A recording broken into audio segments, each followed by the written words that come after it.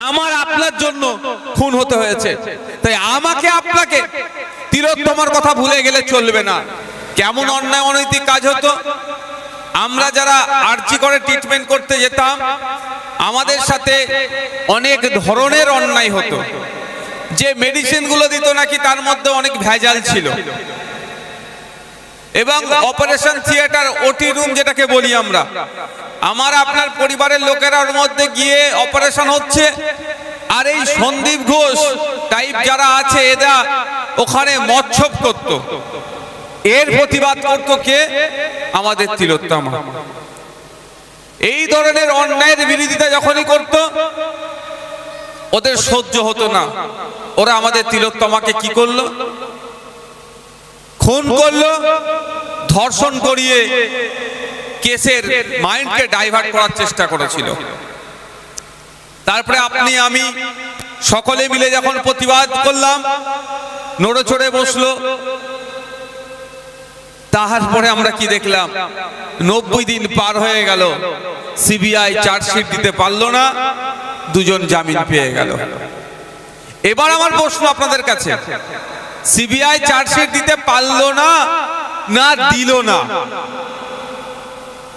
এটা একটু ভাবতে হবে আপনাকে আমাকে। যেটা দেশের অত বড় একটা তদন্তকারী সংস্থা, ওরা এত ভুল কাজ করে ফেলবে? দু তিনটে বিষয় কাজ করছে। প্রথম বিষয়, হয় সিবিআই আধিকারিকরা টাকা নিয়ে নিয়েছে, হেভি অংশের টাকা নিয়ে চার্জশিট দেয়নি, ওদের জামিন করিয়ে দিয়েছে। আর না হলে প্রশাসনিক কোনো একটা বোঝাপড়ার জন্য সিবিআই চার্জশিট দেয়নি। আর 3 নম্বর যেটা হচ্ছে, দাদা দিদির সেটিকে আমরা বারবার বলি, সেটা কার্যকারী হয়েছে। আমি আপনাদের বলবো, এই বাবুর মহল অঞ্চলে অনেকে বিজেপি তৃণমূলের অত্যাচারের কারণে বিজেপি করছেন, তার সেটা ব্যক্তিগত ব্যাপার। কিন্তু যাদের দেখে বিজেপি করছে তারা আর মমতা ব্যানার্জি কিন্তু আলাদা নয়, এক টেবিলে বসে চা খায়। এটা ভাবতে হবে আপনাদেরকে। আপনারা ভাবছেন তৃণমূলের অন্যায়কে বন্ধ করার জন্য আমি বিজেপি করব, কিন্তু দিনের শেষে দেখুন যত রকম অন্যায় করছে তৃণমূল কংগ্রেস, দিল্লিতে গিয়ে সব সেটিং করে চলে আসছে। আর এই লোকাল এলাকাতে বুথ স্তরের বিজেপি কর্মীগুলো মার খেয়ে মরছে। আমি ভুল বলছি নাকি? আইএসএফ মার খাচ্ছে, কিন্তু আইএসএফ মমতা ব্যানার্জির সাথে এক টেবিলে বসে চা খায়নি, আর খাবেও না। ওটা কি মোদিজি বন্ধ করতে পারবে? ওটা কি অমিত শাহজি বন্ধ করতে পারবে? ও কিছুদিন আগেই দেখলেন তো মমতা ব্যানার্জি শুভেন্দু অধিকারীকে বিধানসভায় ডেকে চা খাওয়াচ্ছে।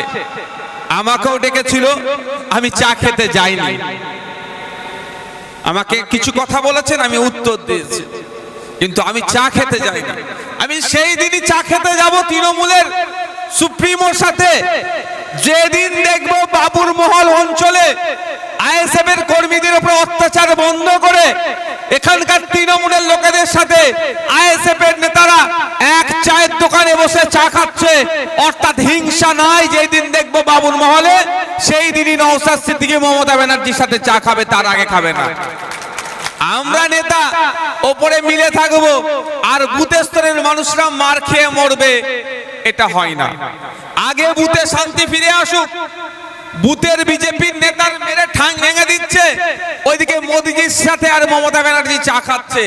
এই দ্বিচারিতা বন্ধ করতে হবে। হসপিটালে স্বাস্থ্য পরিষেবার উন্নতি করার কথা বলেছিল, যে আপনার ওটি রুমের মধ্যে মচ্ছব করতো, এটাকে বন্ধ করার কথা বলেছিল। আমার আপনার জন্য খুন হতে হয়েছে, তাই আমাকে আপনাকে তিলোত্তমার কথা ভুলে গেলে চলবে না। আমাকে আপনাকে প্রতিবাদ প্রতিরোধ গড়ে তুলতে হবে, আওয়াজ তুলতে হবে। শুধু বাবুর মহল নয়, সুন্দরবনের প্রত্যন্ত গ্রাম থেকে আওয়াজ তুলতে হবে, কলকাতার শহর থেকে আওয়াজ তুলতে হবে। উই ওয়ান্ট জাস্টিস, ন্যায় বিচারের জন্য আওয়াজ তুলতে হবে। আমরা যদি আওয়াজ তোলা ছেড়ে দিই, দেখবেন এই কেস ধামাচাপা পড়ে যাবে, এই কেসের বিচার হবে না। আর যারা নরখাদক নরপশু আছে, যারা তারা পরে টার্গেট নেবে আপনার আমার বাড়ির মেয়েগুলোকে। এটা মনে রাখবেন, যিনি তৃণমূল করেন যিনি বিজেপি করেন, যিনি আইএসএফ করেন, বা যিনি সাধারণ মানুষ, রাজনৈতিক কোনো রাজনৈতিক পরিচয় তার নয়, প্রত্যেকের বাড়ি কিন্তু মহিলা আছে। কারো মা, কারো বেটি, কারো বোন, প্রত্যেকের বাড়ি কিন্তু মহিলারা আছে। এটা মাথায় রাখবেন। মহিলাদের নিরাপত্তার কথা ভেবে আমাদেরকে চিৎকার করতে হবে। আমরা যদি সকলে মিলে চিৎকার করে তিলোত্তমার পরিবারকে ন্যায় দিতে পারি, আমি দায়িত্ব নিয়ে বলতে পারি, তাহলে পশ্চিমবাংলার অনেকের মনে যে এই নোংরা মানসিকতা আছে, অন্যের মেয়ের দিকে তাকিয়ে কুটুক্তি থেকে শুরু করে খারাপ ধারণা পোষণ করছে, এটা কিন্তু বন্ধ হয়ে যাবে অনেকটাই। আমরা যদি এটাকে বিচার দিতে পারি, আমাদের বাড়ির মেয়েগুলো সেফ থাকবে। তাই বন্ধুগণ, মাইকের আওয়াজ যাচ্ছে,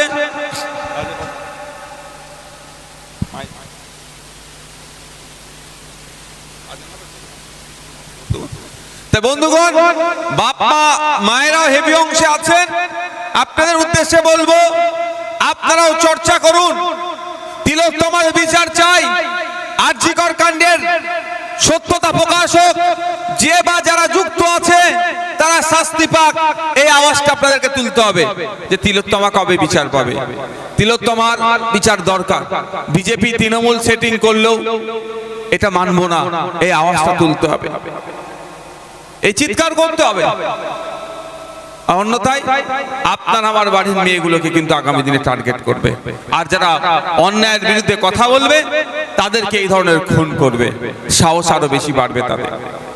বন্ধুগণ, আজকে এখানে আসলাম, এখন পর্যন্ত প্রায় 100-এর অধিক এই দুর্যোগে, এই দুর্যোগে 140-এর অধিক মানুষ রক্ত দিয়েছে।